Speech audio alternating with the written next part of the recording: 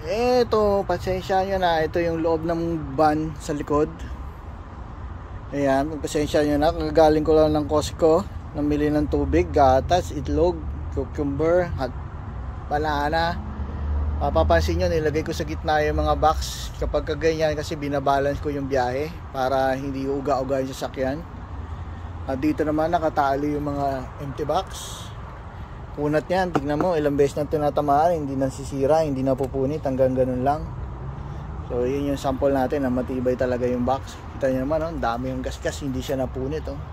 Punat. Ayun, yung sa kanto na yun, makikita nyo yun. Yung may puti, yung puti na yan, panglagay ko sa mga kanto kapag mga tinatali, katulad ng mga TV, mga furniture. Ayan, may strap din doon sa box na yun, nando doon. Ito yung foam, yung bakit hindi nakukupi yung box nyo kapag niro-roll, pinalagyan ng sapin ng ganyan. Ito naman ang upuan, pero apakan yan, nilalagay dito sa baba, step na. Yung dali, may kasamang tape, para hindi na hawak-hawak, nakatali na lang siya doon. Ito yung back support ko, lagi lang nakasawit para unang bunot pagbukas ng pintuan. Okay.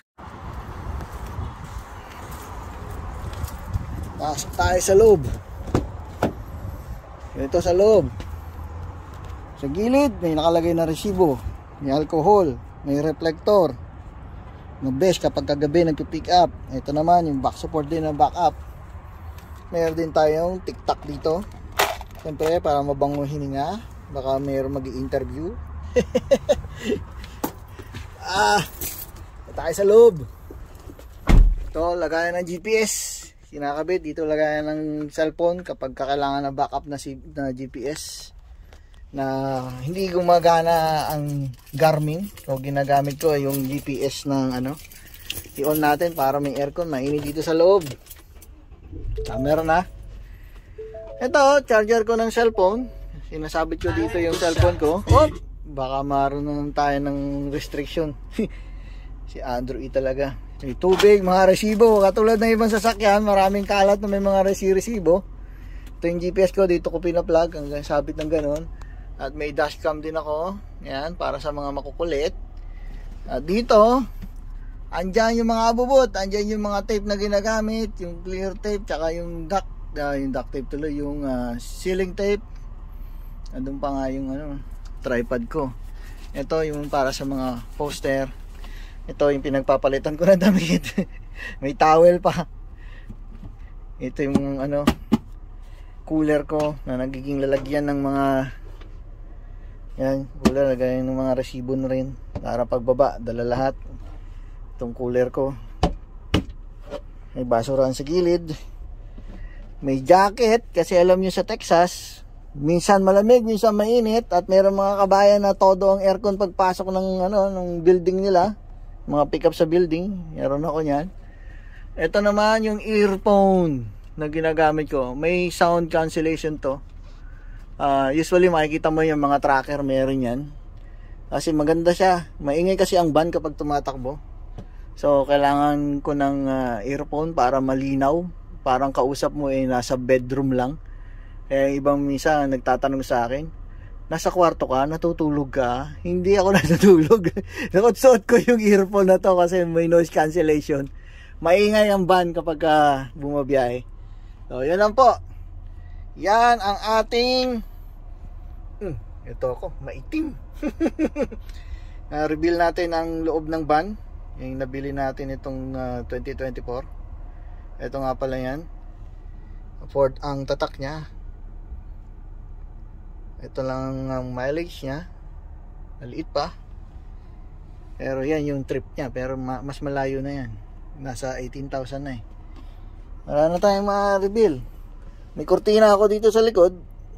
Bakit ko nilalagyan ng kortina? Kasi ayaw ko na nakikita ng mga tao yung laman ng box. Tsaka kinoconserve ko rin yung sounds para hindi maingay masyado. Gusto kong dalawahin yung kortina. Nabili kong maliit. Dapat malaking kortina yan eh. Ayun, may sabitan pa ng kortina sa taas. Kita nyo ba? Ayun. Ang galing nito, mayroon din siyang ilaw sa likod. Pipresim siya, iilaw yung likod, iilaw din yung harapan. Magaling yan. Oh, namatay na. Galing, di ba? May passenger airbag. Wala lang siyang salamin. Para sa mga beauties na Pinoy. Walang salamin. Wala pa, di naman tayo nagme-makeup eh. Okay na kabayan. Salamat sa panonood. Na-reveal na natin yung yung sasakyan, yung van. Usually ito ginagamit ko kapag ka mga malalayo, malalaki, mabibigat na mga box, mga double boxes, mga ganyan. At saka mga lugar na mahigpit ang security. Yung hindi ka makaihi. Ano to? Bote-bote lang, talo-talo na. Yun. Kasi pag bumabiyahe ka, minsan maingat ka. Nag-iipon ka ng nag-iipon ka ng mas mabilis na marami kang ma-pick up.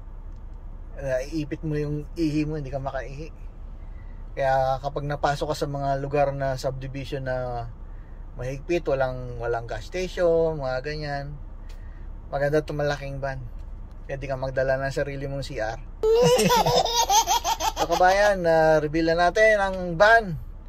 Sa mga gusto mag-agent dyan, ganyan po ang setup ng van ng Balikbayan Box. Pagka gusto nyo pong mag-join sa amin, ganyan nyo po isa-setup yung van nyo. Sa mga ideal na ganito. Yung isang Pro Master ko naman, ang box niya na nakalagay ay nasa kaliwat kanan naman. Ito, nasa kanan lang sa likuran. Kasi yun, nilagyan ko siya ng shelf. Ang kasi nun, maiksi. Ito, mas mahaba to, mas malaki, mas mahaba to. Ito yata yung pinaka hindi pa ito. Meron pa Mercedes na mas mahaba dito. Pero hirap na yun. Ito nga, hirap na akong i-park sa mga subdivision, sa mga apartment. Kapag papasok ako sa apartment ng pipick upin, hindi ko na dinadala ito. Kasi nabiktima na ako ng mga parkingan na ang hirap. Kasi maiksi yung parkingan nila, puro compact. Tapos minsan may bubong pa. Tapos kapag downtown pa yung parkingan mo sa building, hindi ka makakapag-park sa baba ka ng kalsada, doon ka sa may gilid. Aakyat ka ngayon doon sa third floor, dala-dala mo yung dali. Tapos walang elevator, ibababa mo ngayon yung box. Pagod. Lala ko si Jasper ba yan? Jeffrey. Meron yun dati, dinala ko, sabi ko patay tayo diyan, hindi ko mayakit sa parkingan mo yung sa taas yung sasakyan dahil andala ko yung malaking van. So ngayon kapag apartment, pag inaalam ko na apartment, nakita ko ang parkingan medyo alanganin, ginugoogle ko yun, tinuzoom ko, nakita ko maliit yung parkingan, hindi ko dadalhin to. Dadalhin ko na lang yung mga maliit na van, o kaya pwede yung Honda na ginagamit ko, yung family van, Odyssey. Upgrade yung yung shock nun. Tapos walang upuan sa likuran. Magic yun, nakita na ng mga customer, magic yun, nagkakasya ang 11 boxes doon. Ang galing kasi yung space niya sakto sa mga jumbo boxes natin. Pero pag ang mga double box na ilalagay, hindi ko talaga gagamitin yung kahit na apartment. Ito na ang gagamitin ko, di ba na bumiyaya ako na maglakad ng malayo papunta sa parkingan. Kasi pagka yung Honda ang ginamit ko, masikip lang yun para sa mga double box. Although maganda siya, mababa, kasi pagka pinasok mo yung box, slide ka agad.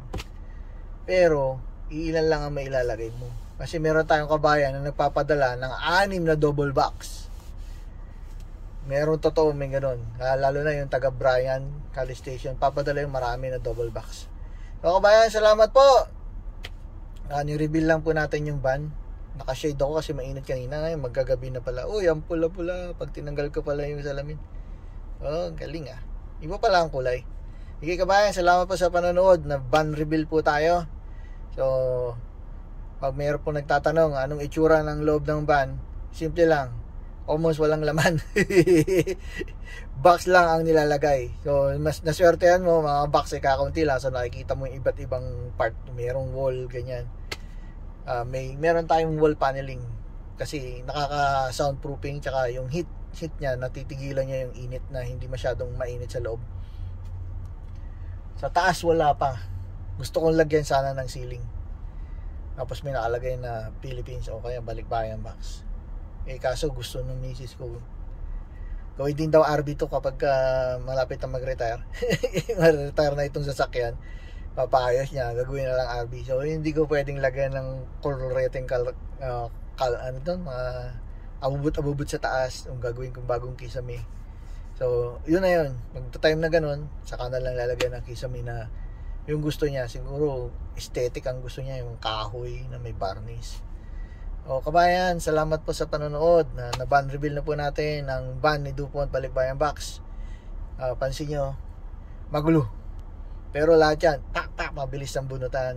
Kuha dito ng mga tape, kuha ng resibo, baba ka agad, suot ng back support, baba ng dali, aba yung yung stool na upuan. May reflector yun, kaya kahit gabi, pwede kong lagay yun sa sahig para makapakan. Meron din akong reflector na con sa likod. Kung napansin nyo, meron orange na nakikita, nakatago yun eh. Kaya dito sa sliding door, para pag kailangan ko sa gilid ako kukuha, ilalabas ko.